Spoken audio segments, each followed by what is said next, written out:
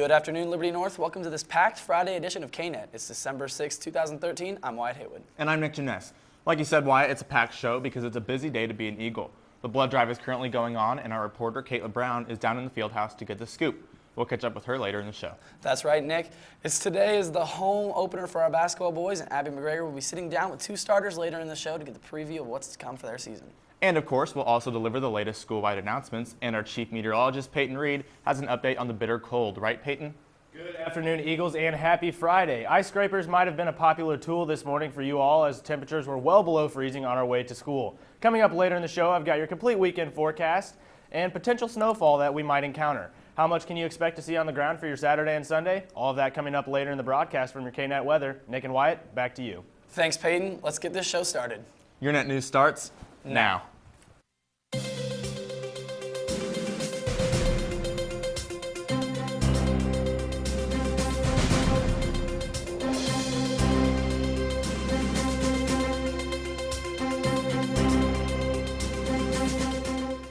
Start off with a few quick announcements. North's Got Talent Show is tomorrow night at 7 o'clock in the Performing Arts Theater. Tickets are only $5 at the door. One cool part of this show is that you as an audience member will get to have a say in who wins the competition. 25% of the scores will be based off audience reactions. Head out tomorrow to see some of your most talented classmates. Gateway will be selling gifts outside the Birds and the Beans coffee shop every day from 7:30 to 8:30 until December 20th.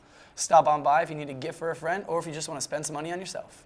Jostens will be here December 11th to meet with sophomore class officers discussing class rings and other housekeeping information. That's it from us with your announcements today. Like we said earlier in the show, our reporter Caitlin Brown is in the field house right now. Let's send it to her to see how it's going.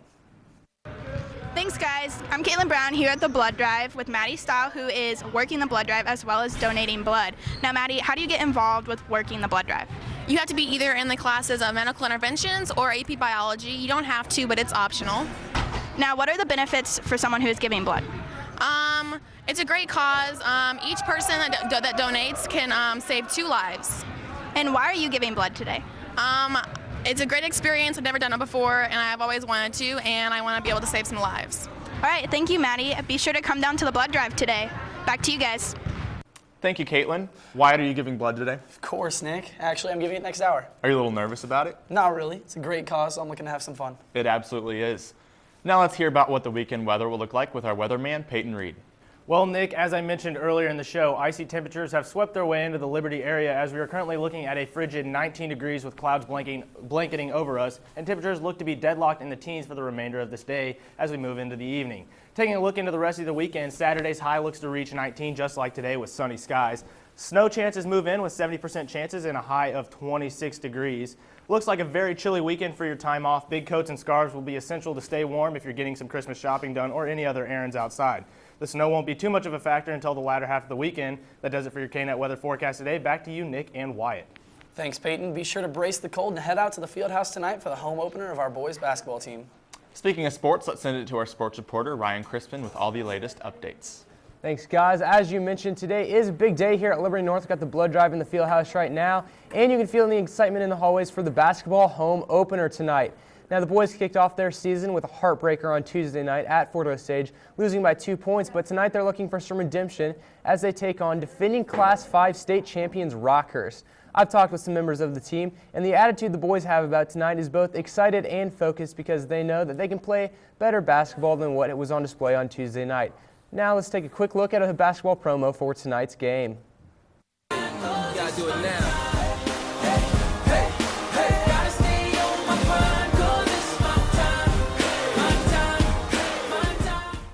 It's awesome. Now we have a couple of those guys that are going to be playing in that game tonight here in studio with our reporter, Abby McGregor. So, Abby, over to you. Thanks, Ryan. I'm sitting down with the Twin Towers on the basketball team, Brinkley Jolly and Michael Hughes. I have a few questions for you guys. First is for Michael. How was the quick transition from football season going into basketball season? How did that affect your preparation for the first game? Well, it was horrible to start off, and there was a lot of running, and there's a difference between football shape and basketball shape, so it took a lot of sprints just to get us back in shape. Yeah, Brinkley, you've been on the team for a while. How did you transition from the loss of 9 seniors last year to the new fresh talent this year? The transition was actually pretty easy. I had help from the coaches and teammates who helped me get through it and helped me become a leader.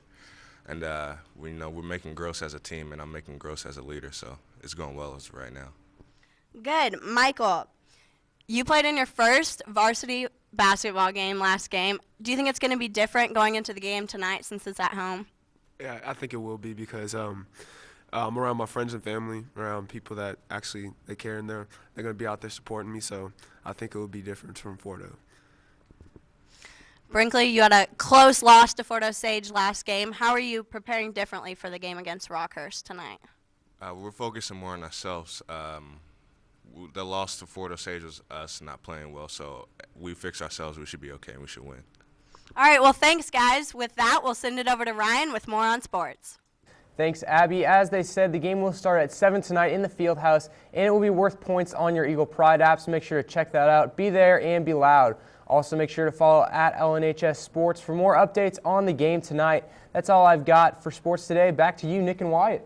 Thanks, Ryan. That wraps up our show today. We'll be back here next week for another edition, including a look at how the school vending machines are making a healthy change and more. Until then, Catch you on the north side.